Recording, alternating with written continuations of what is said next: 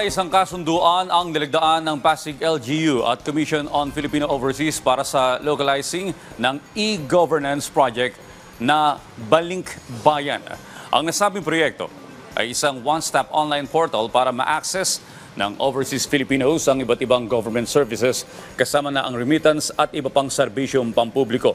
Ayon kay CFO Secretary Romulo Leo Arugay, isa itong patunay na ang serbisyo ang lumalapit sa mga mamamayan, bagay na kinikilala at pinagpapasalamat ni Pasig City Mayor Vico Sotto.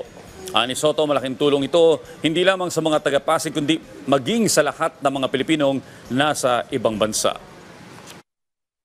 I congratulate the people of Pasig through Mayor Vico Sotto na nagkaroon ng formal na lagdaan ngayong araw na ito upang maisakatuparan ang ating serbisyo, hindi lamang dito sa Pasig at labas na buong ng bansa. I would like to take this opportunity, kung ko po yung pagkakataon para pasalamatan ang ating nasyonal na pamahalaan, ang ating CFO sa efforts na ginagawa ninyo para matulungan ang bawat Pilipino, ang bawat pamilya Pilipino, bawat pamilya Pasigueño, nasaan man sila sa mundo.